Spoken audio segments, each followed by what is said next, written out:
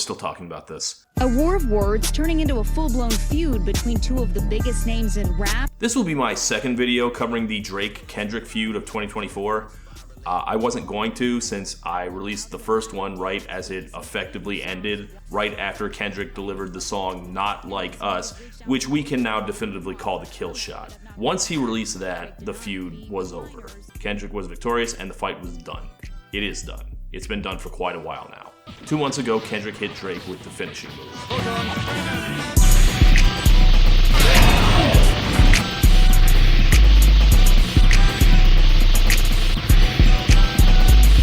One thing we have learned in the past 2 months is that finishing moves can last quite a while. It was obvious within a few days of release that Not Like Us was going to stick around, but I thought Kendrick was just going to take the W. Instead, I am making this video in the wake of Kendrick dropping a fucking music video for Not Like Us, which is, again, a song he released 2 fucking months ago as part of a feud that he definitively won 2 fucking months ago. Trying to strike a chord and it's probably A minor. At some point during this, Kendrick declared himself the biggest hater, but I don't know that I understood what that meant until right now. He's gonna win a Grammy for calling Drake a sex predator. He's gonna adapt Not Like Us into a graphic novel, and then he'll adapt that graphic novel into an HBO series, and then he'll adapt that series into a Broadway musical. He's going to win an EGOT for Not Like Us, which is fine with me. I've thought about basically nothing else since it happened, and I wanted the excuse to discuss it further, so thanks Kendrick for dropping a video and rocketing the song back up to #1. The fact that there's a music video should not be surprising. It's a big hit song, it should get a music video, if for no other reason than to make it easier for YouTubers to make videos about it. Ahem. But it was still surprising to me for 2 reasons. One, despite the party vibes coming off of it, this is still a really mean, ugly song and one of the ugliest feuds we've ever seen. And 2, Kendrick, for the most part, was a ghost during this entire battle. Drake was constantly providing updates on social media and making appearances, while Kendrick was radio silent except for the handful of diss tracks he dropped. This feud has been basically a one-character drama because Kendrick keeps himself so private, and because Kendrick basically designed it that way, to be a referendum on Drake. Drake is the protagonist of this story. Drake is the antagonist. When they make the movie about this, it should be told entirely from Drake's perspective, and Kendrick shouldn't show up a single time, like the Germans in Dunkirk. Or maybe he appears out of the corner of Drake's eye sometimes. Kendrick is a phantom. Drake was front and center. In fact, he was the first one to drop a music video while the feud was happening, which that just blows me away. I am in awe of the hubris. He crushed the Good Kid, Mad City van, and he went to New Ho King and everything, and he was showing off his chain, which is a point of contention in the feud for some reason, I don't know. The point is that he wanted this to be an event. He pulled out all the spotlights and the cameras and everything, like Apollo Creed coming out to Living in America with James Brown and all the dancing girls, and then immediately being killed. In the past month or so, though, Kendrick finally moved into the protagonist role, starting officially with his first public appearance since the whole thing started, with a one-off concert in LA on Juneteenth. And this was a true celebration of Kendrick. Kendrick united warring street gangs, and then he performed Not Like Us 6 times. They not like, hey. And then a week ago, he put out a video. They not like us, they not like us, they not like us. I live in LA, so I was seeing and hearing tons of reports on where he was and what he was filming. And since this video has come out, I have heard this song blasting out of other people's cars and scooters whenever I go outside. Sometimes you gotta pop out and show niggas. The radio edit for this is hilarious, by the way, if you haven't heard it. Half the song is missing, including all the best lines. Probably because it's defamatory to the point of legal liability. Trying to strike a chord and it's probably. They censor everything. I swear to God, they bleep out the word jabroni. What's up with these? Trying to see Compton. Was that a curse word? I didn't realize. This is not a new observation here, but it's worth repeating how tactically brilliant Kendrick's moves were, because Drake's big song, Family Matters, could have easily dominated the conversation and ruined Kendrick's reputation. Like, there are some very dark accusations in there. But before that could take root, Kendrick had immediately stopped the momentum by releasing his own, even darker song. And then, after we all went to bed confused and unsettled, Kendrick released a party song to send the momentum back in the opposite direction. In fact, we should stop and reflect on how many bad moves Drake has made here versus how perfectly Kendrick played every move. Like, Drake recruits J. Cole, who is less than useless in a fight. And I got my niggas like, what you gonna do, Cole? You might as well just stick a live grenade down your pants. And then Drake went with really dirty low blows after and made serious accusations, even though Kendrick warned him repeatedly that he knew what Drake was going to do, as if he wasn't obviously going to be prepared for it. You magnificent bastard, I read your book! But now that Kendrick has finally taken center stage, I think it's worth asking, who exactly is Kendrick in this? There's an old interview from 2014 floating around where 50 Cent was asked what it was like working with Kendrick, and he had this to say. Kendrick is always going to be a media darling. He has the ability to make you believe he had no idea this was going to happen. Because he'll be like, yo, like, wow, like that energy's there. You knew what you was working. Right. You worked on it, and it paid off. Don't act like you didn't know it was going to happen. And he's like, yeah, and that's kind of colored my perception of Not Like Us. Remember, Kendrick started this. Motherfucker, big three, nigga, it's just big me, nigga, pop! Or at the very least, he's the one who dragged it into public. He's the one who threw the first public shots. Remember, he is responding to this line. Love when they argue the hardest MC. Is it K-Dot, is it Aubrey or me? Which, one, didn't come from Drake, and two, is not an insult. Even granting that Kendrick was deeply personally wronged by the motherfucker and he had it coming, Kendrick is supposed to be like the activist, right? The artist. Why is he doing this? Why is a Pulitzer winner taking the stage on Juneteenth to do 6 encores where he does nothing but shit on a professional rival? Like, Drake touches kids seems like a weird Juneteenth message to me, especially in an election year. Like, we got nothing better to talk about than one guy who sucks. But you gotta be careful saying shit like that about Kendrick. Like, I said on Twitter once that, my very favorite Kendrick songs aren't the ones about deep issues. It's the ones about drinking too much and wanting to be left alone. Sometimes I need to be alone. Very me songs. And then a bunch of Kendrick stans got on me. It's like, oh, you don't get it. Those songs were actually very deep about the culture of alcoholism and its effects on the... God, Kendrick fans are so corny. But, they have a point. He is Kendrick Lamar. He's earned the benefit of the doubt.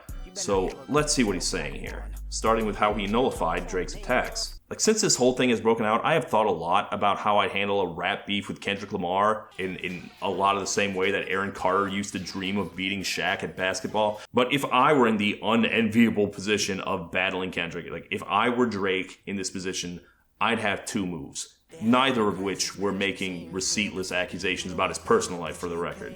Do not do that. Okay, but here's what I do. 1, you make him look like a phony and a hypocrite. Like, you're calling me a pop star. You're the pop star, Mr. Marvel soundtrack. Making songs with Taylor Swift and The Weeknd and Sia and SZA and whoever. And Drake did try and punch in that direction, but he completely fucked it up. His whole line of attack is that Kendrick is a little bitch who has to do what his label tells him to do.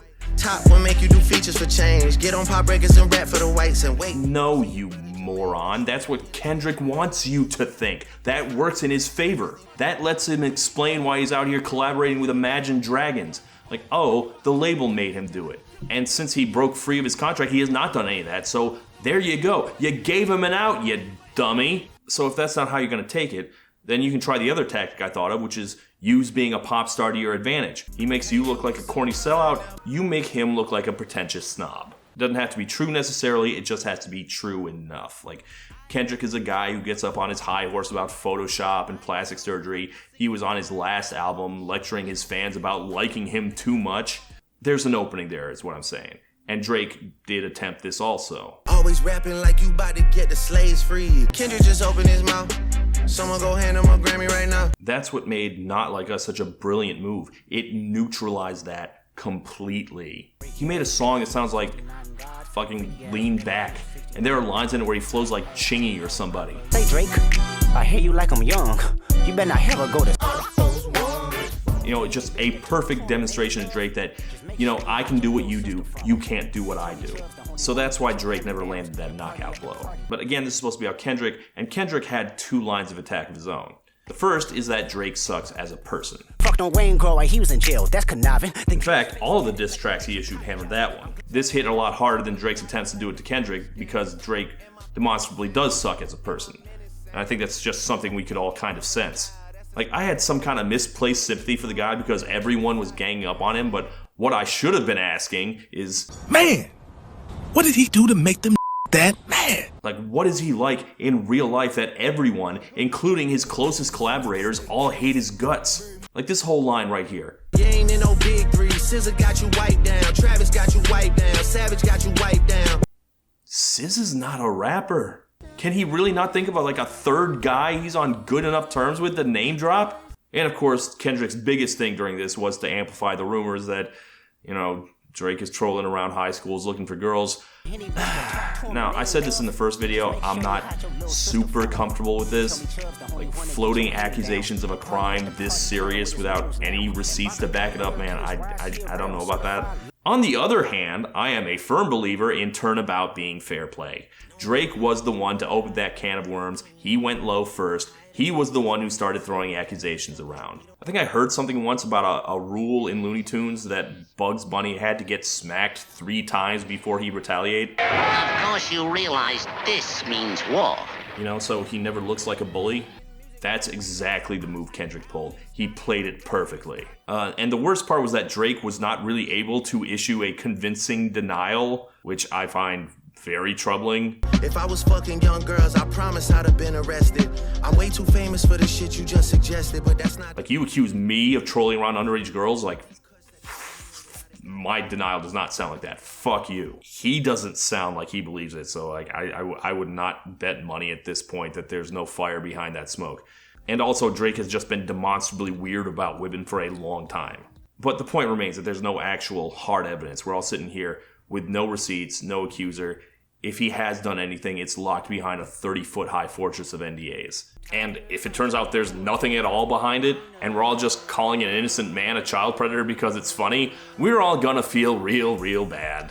So even though that's the most serious accusation, I actually don't find it as interesting as the second main attack that Kendrick pulls, which is that Drake sucks as an artist. There's some P-rest that's for bitching. You Malibu most wanted. Now that's very interesting to me. Like, there have been a lot of shots about how Drake isn't real hip-hop, and Kendrick goes into a lot of detail about it. Now, I personally am not equipped to talk about real hip-hop, but I come from this from a pop perspective, and as a pop critic, this kinda hit something for me. I made a stray comment about this in the first video, but I want to expand on it here, so let's roll way back. For the last 20 years, music criticism has been shaped by a movement called poptimism. What's the deal with this pop life? Which existed in opposition to rockism. Which, it's rock supremacy, basically. And it was a big criticism of all the big journalists and gatekeepers of music at that time. Before this, the idea that we would talk about like Christina Aguilera as like a real serious artist, it was a joke. She wasn't a real musician like Eric Clapton or whoever. In 2002, Pitchfork wrote a joke review of Kylie Minogue. What's the joke, you're asking? That is the joke. The joke is that Pitchfork reviewed Kylie Minogue. The idea that this would be funny is so dated, it may as well be written in hieroglyphics. The joke doesn't make any sense at all these days, where everyone, including Pitchfork, treats Ariana Grande with the same weight and gravity that they used to cover Radiohead with. That's what poptimism was all about, dismissing all the snobbery that said we would never review someone as shallow as Kylie Minogue. Like, we wrote all that off as a bunch of tedious boomer shit coming from gatekeeping old white guys. Drop your preconceptions about authenticity or whatever. Sometimes you just want to dance. Sometimes you just want to listen to something catchy, and that's okay.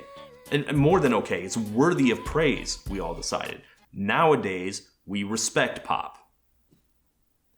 Or do we?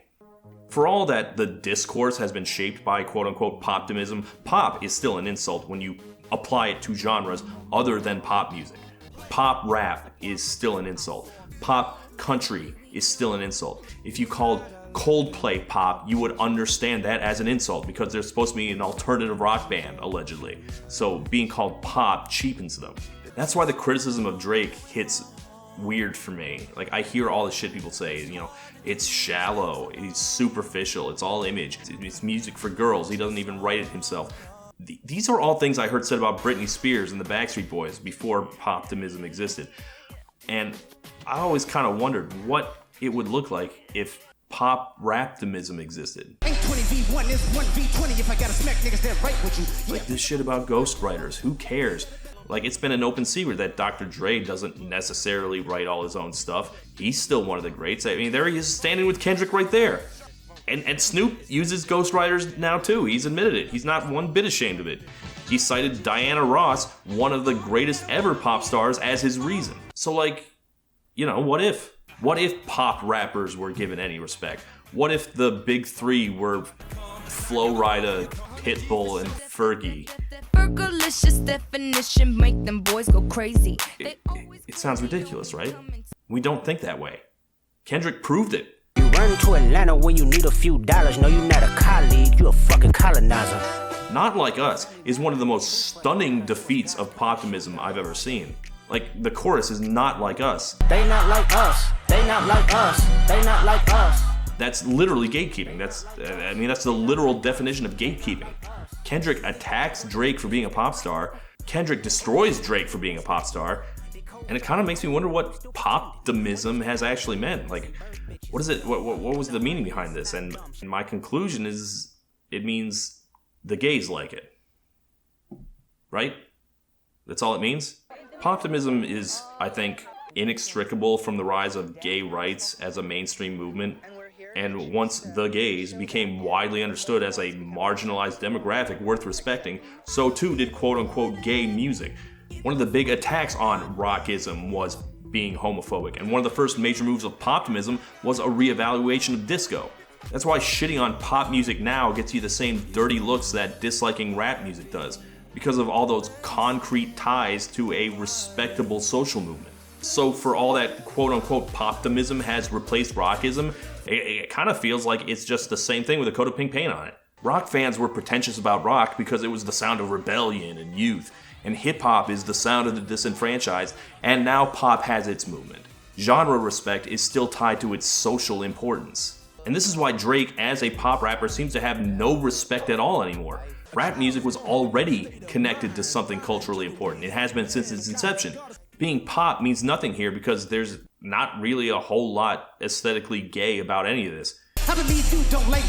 Kendrick said some things in this feud that kind of border on homophobic, has a whole song about being late to the party on this issue, and Drake said things that were just homophobic straight up. Music getting played in all the spots where boys got a little more pride. In fact, Kendrick straight up admitted that he enjoyed Drake the pop star, not the rapper. Making pop connects you to something important. Making pop rap disconnects you from it. And Kendrick just lays all that out in devastating detail. Once upon a time, all of us was in chains. Homie still double down, calling us some slaves. You'd think that if anyone was going to make the case for pop rap as a worthy genre, it'd be Drake, who's been playing both sides of the hits credibility divide for a long time. Like, he was one of the big three. He was respected. But it turns out he was the absolute worst person to make a case for pop rap. His shit hasn't been good in years, and it's all sucked for the same reason pop music in general sucks. The shallowness, the trend riding, the numbers chasing, the callow attaching himself to whatever hot newcomer pops up in the scene. What 21 get your first street cred? Thug makes you feel like you a slime in your head. The Drake phenomenon has become painfully hollow, and all that pretentious shit about authenticity we're told doesn't matter anymore, it does matter. It matters a lot. No, you're not a colleague, you a fucking colonizer. Kendrick managed to make Drake the first black person canceled for cultural appropriation. In this case, being a Canadian leeching off of like the southern hip hop scene. You don't have to be up on all the intricacies of regional hip hop to notice the empty feeling.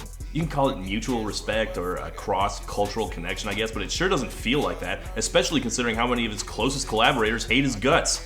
By the way, I love that Not Like Us, Kendrick's club song, includes a little mini lecture about the history of Atlanta. Atlanta was the mecca, building railroads and trains. Bear with me for a second, let me put y'all on game. The settlers was using town folk to make them richer fast. Yes, of course, Kendrick, who is not from Atlanta, knows all about the Western and Atlantic Railroad that founded the city. Remember, just because you're calling a guy a child predator doesn't mean you can't learn a little something too.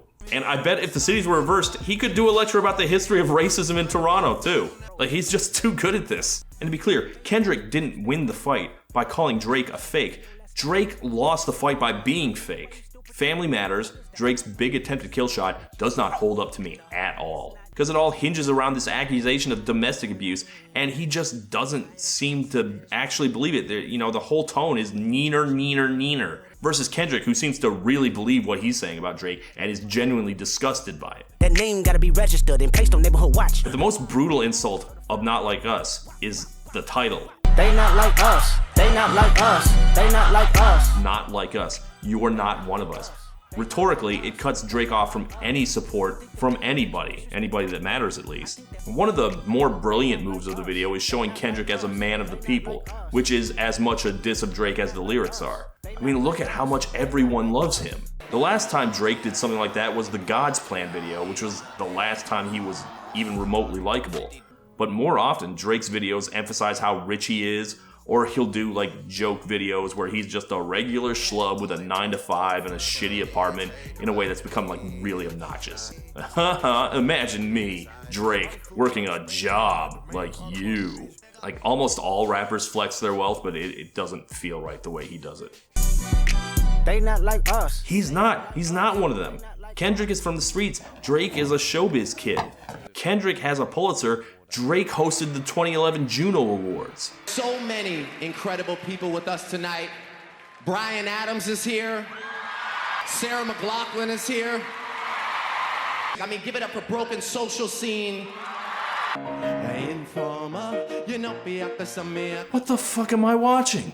This is one of the big three? I mean, I've liked tons of Drake songs, but the more this feud has gone on, the more I agree with Kendrick. Like, fuck the big three. What are we talking about? How did we ever group these two people together? Like, Kendrick was not, like, perfect during this whole thing. He got away with things a lesser rapper would not have. Like, he got Joel Osteen confused with Haley Joel Osment, and he just played it off on the next song. I see dead people. Or how he ends Not Like Us, I don't get it at all. Freaky ass nigga, he a 69 god. Freaky ass nigga, he a 69 god. I don't get it. Like, sex position god? That's a compliment. Thank you? And yet, this still goes down as one of the most thorough and flawless victories that's ever happened. Like, when Drake lost the Pusha T battle, he wasn't the villain, he was just the loser. He's the villain now, though. Like, I don't know how many times in the past few years I've seen comments calling Drake the worst artist alive and a guy who's made zero good music. I think he's made good music, a lot of it, but it's getting pretty damn far in the past by this point. Will he come back from this? I don't know. Accusations ruined Michael Jackson's career, and he did have hits after that, but it wasn't ever the same. Drake has been limping around like a beaten dog since this ended. Camila Cabello got a feature from him, which I think was supposed to put her back on the charts. Instead, Drake's relying on Camila to get him back on the charts now. That's insane. But one point Kendrick made that really started to make me wonder is that he kept calling Drake a manipulator. Because you look at the situation, who was manipulating what here? Who's the one who looked completely in charge of the situation at all times? Because from here, it looked like Kendrick played Drake like a fiddle. And all of Kendrick's talk about how Drake's the only one who likes being famous. I don't love you to the lame shit, only you like being famous. Does this look like a guy who doesn't want to be famous to you? I mean, I do feel like I'm looking at Kendrick very differently at this point. Like, Kendrick's last album was a huge downer, and I see him here, he looks so happy. I kind of suspect he did want the big pop success like Drake has. He just didn't want to sacrifice his integrity to do it. And he found a way, so, who can judge him for that? I mean, there's your poptimism. Kendrick is the voice of the people. #1 with a bullet, baby. So when I look at this and I ask what this is a victory lap for exactly, the correct answer is, of course, the culture. The culture that Drake isn't a part of and has been exploiting. But I'm not part of that culture, so I can't share in that victory. What I see when I look at this is a victory for just shit mattering in general. Kendrick is essentially a music critic and a better one than I am. And he, I agree with him. Yes, authenticity does matter. Artistry does matter. It's not just about chasing numbers and streams. After this all blew up, I heard that awful Jack Harlow song come on the radio, and it already sounded like an ancient relic. I already didn't like it, but who the fuck could stand to listen to this shit now that shit matters? Let me hear you say, I got issues with Not Like Us. Like, whatever my misgivings about this is also just one of the greatest events in music history. I am glad to be alive to witness this. What an amazing thing. You'll tell your kids about this, if only to explain to them why they shouldn't let Drake give them candy. Allegedly. Allegedly, allegedly, allegedly.